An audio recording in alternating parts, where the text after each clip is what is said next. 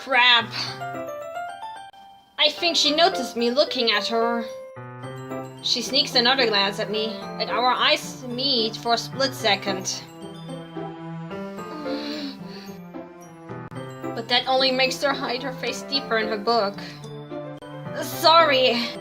I was just spacing out. I mutter this, sensing I made her uncomfortable. Oh, it's fine. If I was focused, then I probably wouldn't have noticed in the first place.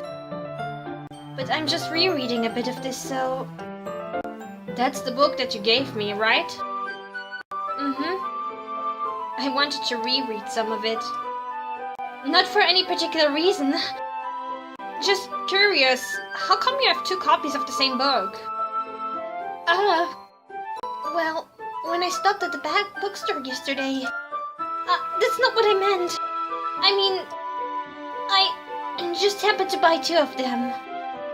I see. There's something fairly obvious here that Yuri isn't telling me, but I decide to let it go.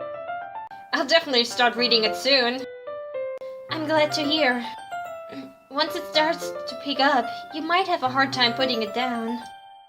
It's a very engaging and relatable story. Is that so?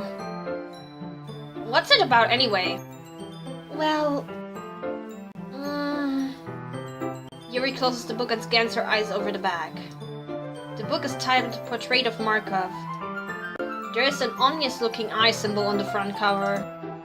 Alright. I just wanted to make sure I don't accidentally give anything away. It's basically about this girl in high school who moves in with her long-lost younger sister. But as soon as she does, her life gets really strange. She gets targeted by these people who escaped from a human experiment prison. And while her life is in danger, she needs to desperately choose who to trust. No matter what she does, she ends up destroying most of her relationships and her life starts to fall apart. That's kind of dark, isn't it? Yuri made it sound like it was going to be a nice story, so that dark turn came from out of nowhere. Yuri gently giggles all of a sudden. Are you not a fan of that sort of things, Moeko? No, it's not that. I mean, I can definitely enjoy those kinds of stories, so don't worry. I hope so. Yeah, I totally forgot that Yuri is into those things. She's so shy and reclusive on the outside, but her mind seems to be completely different. It's just that those kinds of stories... they challenge you to look at life from a strange new perspective. When horrible things happen, not just because someone wants to be evil, but because they have their own goals, or their own philosophy that they believe in. Then suddenly, when you thought you related to the protagonist, they're made out to be the naive one for letting their one-sided morals interfere with the villain's plans. I'm rambling, aren't I? Not again. I'm sorry. Hey, don't apologize. I haven't lost interest or anything. Well, I guess it's alright then. But I feel like I should let you know that I have this problem. When I let things like books and writing fill my thoughts, I kind of forget to pay attention to other people. So, I'm sorry if I end up saying something strange. And please stop me if I start talking too much. I really don't think you need to worry. That just means you're passionate about reading. The least I can do is listen. It's a literature club after all. Well, that's true. In fact, I might as well get started reading it, right? You don't have to! What are you saying? Just a moment ago, you said you were looking forward to it. Let me just get the book. I quickly retrieved the book that I had to put into my bag. Alright, it's fine if I sit here, right?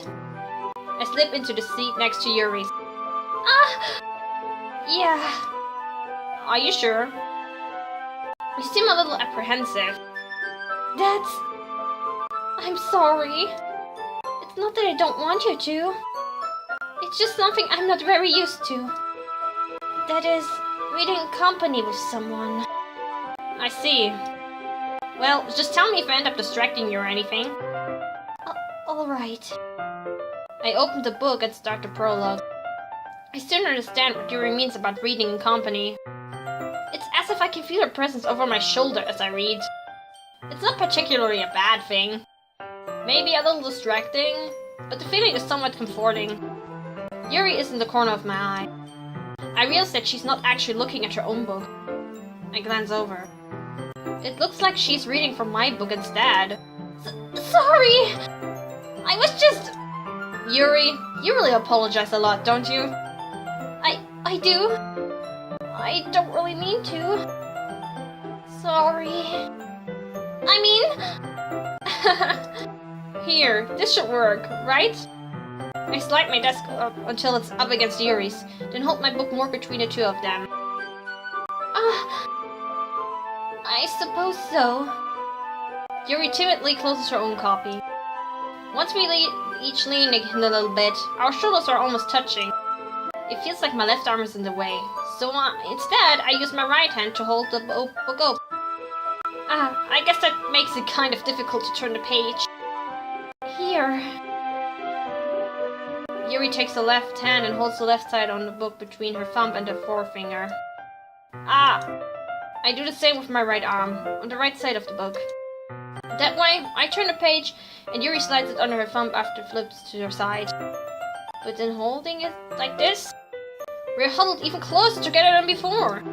It's actually kind of distracting me. It's as if I can feel the warmth of Yuri's face, and she's in the corner of my vision. Are you ready? To turn the page. Sorry! I think I got a bit distracted for a second. I glance over at Yuri's face again, and our eyes meet. I don't know how I'll be able to keep up with her. It's okay. You're not as used to reading, right? I don't mind having patience if it takes you a bit longer. It's probably the least I can do. Since you've been so patient with me. Yeah. Thanks. We continue reading. Yuri no longer asks me if I'm ready to turn the page. Instead, I just assume that she finishes the page before me, so I turn it a bit by my own volition. We continue the first chapter in silence. Even so, turning each page almost feels like an intimate exchange. My thumb gently letting go of the page, letting it flutter over to her side as she catches it under her own thumb. Hey, Yuri. This might be a silly thought, but the main character kind of reminds me of you a little bit. You think so? How does she? Well, I guess she's more blunt in a lot of ways. But she also second guesses all of the things that she says and does. Like she's afraid that she'll do something wrong. It's not like I can see into your head or anything. But they're kind of reminiscent of some of your mannerisms. I see. Yuri remains silent for a moment. But Moeko... It's probably a terrible thing to have in common with her. That's so embarrassing that you think that. Wait! I didn't mean it in a bad way or anything. Sorry, I really didn't know you were self-conscious about that sort of thing. I guess I more meant that it's kind of cute. What are you saying all of a sudden? Okay, everyone.